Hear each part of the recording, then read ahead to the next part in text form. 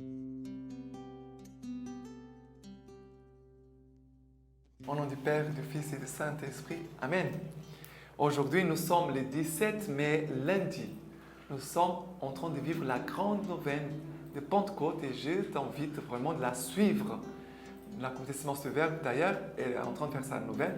N'oublie pas de faire ta nouvelle et ainsi avec d'autres personnes. D'accord?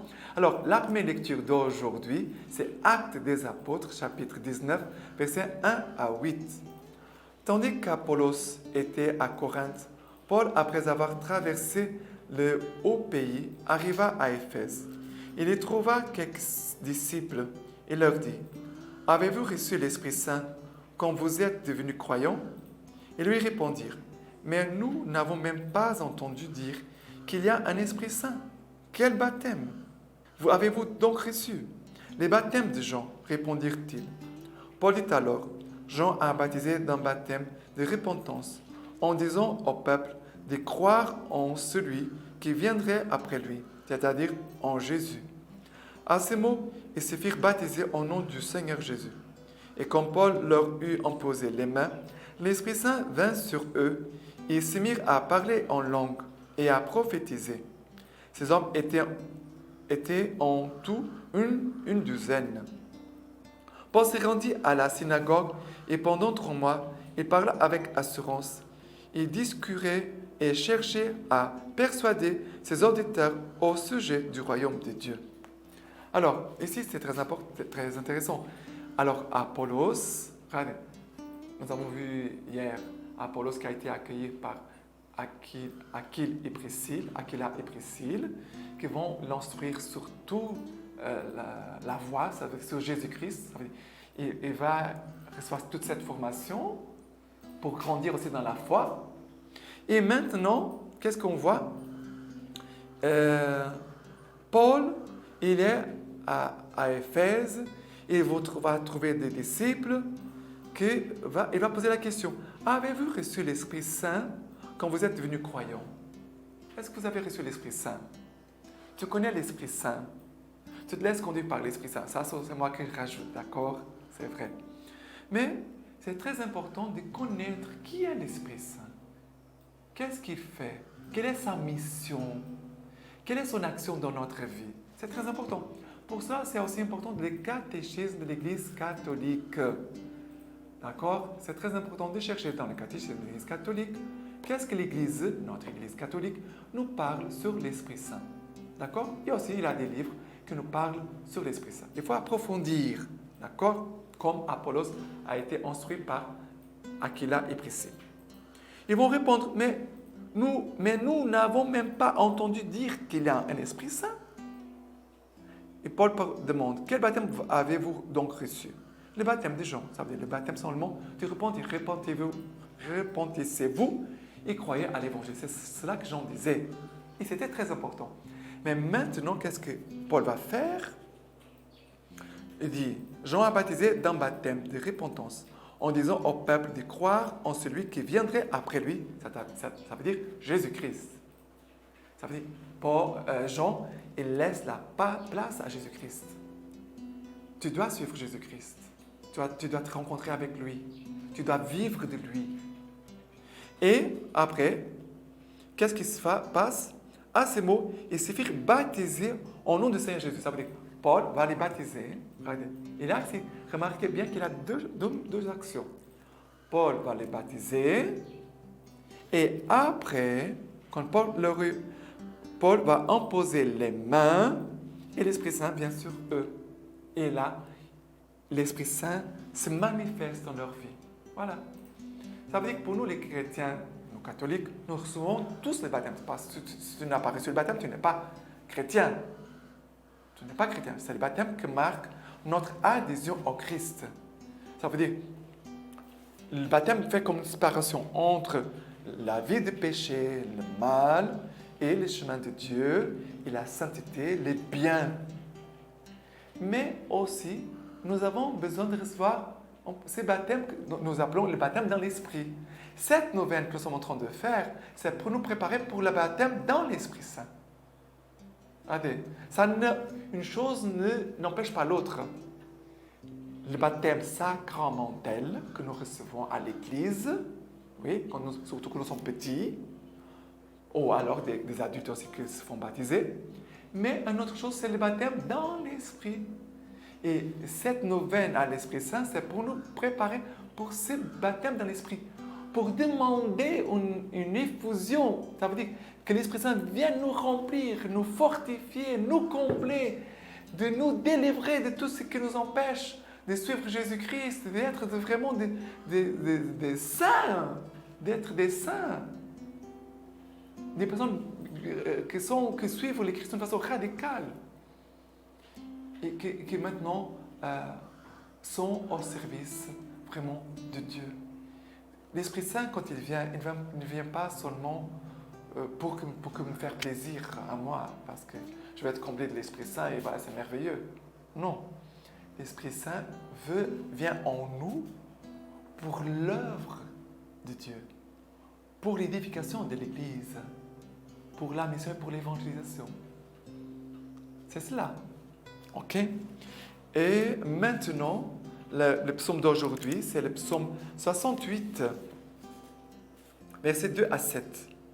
Que Dieu se dresse et ses ennemis se dispersent, et ses adversaires fuient devant sa face. Comme ses disciples la fumée, tu les dissipes. Comme fond la cire en face du feu, ils périssent les impies en face de Dieu. Mais les justes se réjouissent, ils exultent devant la face de Dieu. Dans la joie, ils jubilent. Chantez au Seigneur, jouez pour son nom. Frayez la route aux chevaucheurs des nuées. Son nom est Seigneur, exalté devant sa face. Père des orphelins, justicier des veuves, c'est Dieu dans son lieu de sainteté. Dieu donne à l'isolé le séjour d'une maison. Il ouvre aux captifs la porte du bonheur. Mais les rebelles demeurent sur le sol aride. C'est beau ici. Père des orphelins, justicier des veuves. C'est cela que l'Esprit Saint vient en nous. Pour que nous ne soyons pas orphelins, nous soyons fils. Que nous ne sommes pas des veuves. Parce que veuve, c'est aussi quelqu'un qui vit seul. Veuve. Mais que nous puissions vivre comme époux. Je suis épousé de Dieu. Nous sommes tous épousés par Dieu. Et c'est très beau ici. Dieu donne à l'isolé le séjour d'une maison. Ça veut dire Dieu qui veut nous habiter. L'Esprit Saint habite en nous, ça c'est vrai. Mais que l'Esprit Saint puisse habiter davantage en nous. Que quelqu'un qui s'approche de nous puisse... Regarde, ce n'est pas nous qui devons le dire. C'est les gens autour de nous qui vont dire « Ah, mais il a une grâce que tu communiques. Il a des grâces que tu nous communiques. Quand tu fais telle chose, quand tu parles, quand tu nous souris. » C'est vrai. L'Esprit Saint, il se manifeste aussi à travers nous. Il peut venir directement, mais aussi il peut se servir de nous, à la mesure dont nous laissons nous combler. D'accord? Et ici, il dit, il dissipe les ennemis se dispersent, les adversaires fuient devant sa face. Voilà. Ça veut dire que c'est le péché, notre péché qui doit partir. La vie de l'empêcheur doit partir. Mais d'être juste. L'Esprit Saint vient nous ajuster à Dieu. Il vient nous réjouir pour que nous puissions exulter devant sa face. Ça veut dire des hommes de prière. L'Esprit Saint va se faire de nous des hommes de prière, des adorateurs, qui adorent Dieu, qui vivent de Dieu, qui aiment Dieu, qui ont soif de Dieu. OK?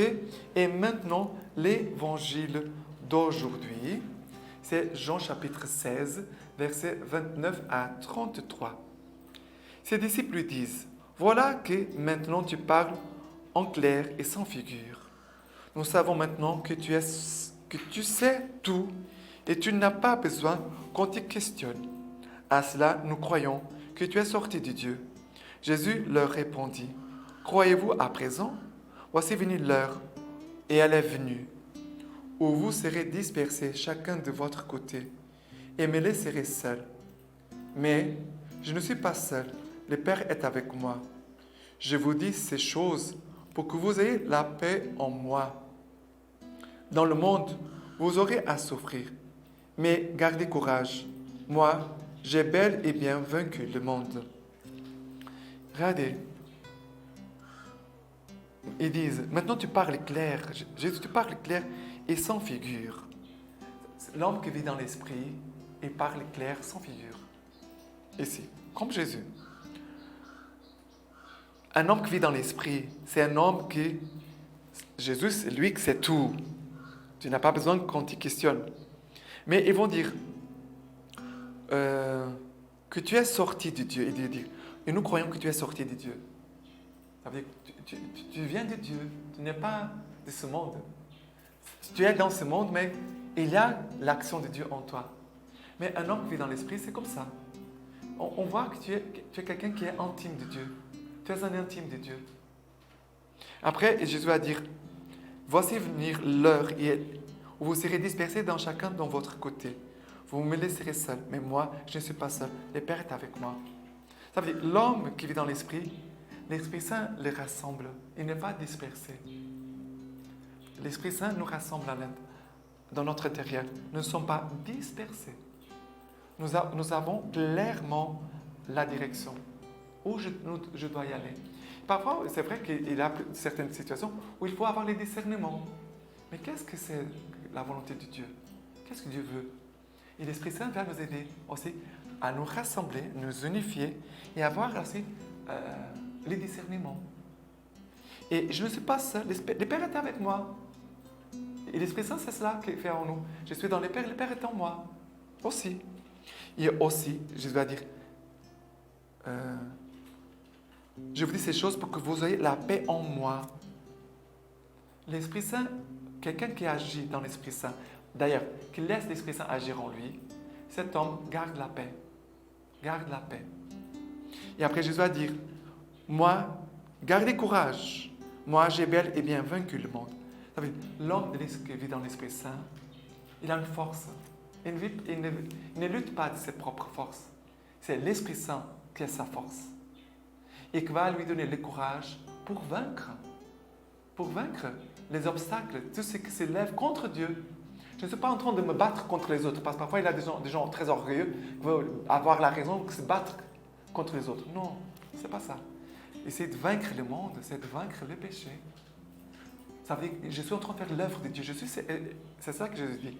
Je suis en train de faire l'œuvre de Dieu. Il a des obstacles toujours, mais l'Esprit Saint, c'est lui le vainqueur. C'est lui le vainqueur. Je me laisse conduire par l'Esprit. OK? Et la lecture patristique d'aujourd'hui, c'est Saint Cyril. L'eau, symbole de l'Esprit. L'eau que je lui donnerai deviendra en lui source jaillissante pour la vie éternelle. C'est une eau toute nouvelle, vivante et jaillissante.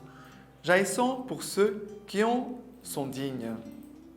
La pluie ne se transforme pas quand elle descend ici ou là, mais en s'adaptant à la constitution des êtres qui la reçoivent, elle produit en chacun ce qui lui convient. L'Esprit Saint agit ainsi. Il est beau être un, simple et indivisible. Il distribue ses dons à chacun selon sa volonté. De même que le bois sec associé à l'eau produit des bourgeons, de même l'âme qui vivait dans le péché, mais que la pénitence rend capable de recevoir l'Esprit Saint, porte des fruits de justice. Il emploie la langue de celui-ci au service de la sagesse. Il éclaire par la prophétie l'âme de celui-là. Il donne à un autre le pouvoir de chasser les démons, à un autre encore celui d'interpréter les divines écritures. Il fortifie la chasteté de l'un. Il enseigne à l'autre l'art de l'aumône. Il enseigne à celui-ci le jeûne et l'ascèse. À un autre, il enseigne à mépriser les intérêts du corps. Il prépare un autre encore au martyr. Différent chez les différents hommes.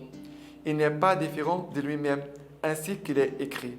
Chacun reçoit le don de manifester l'Esprit en vue du bien de tous.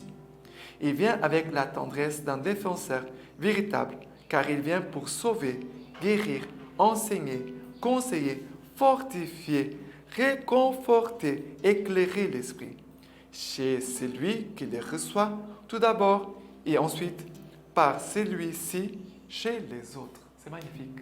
Maintenant, je vous laisse la bénédiction par les mains toutes pures de la Vierge Marie. Que Dieu Tout-Puissant vous bénisse et vous garde, le Père, le Fils et l'Esprit Saint. Amen.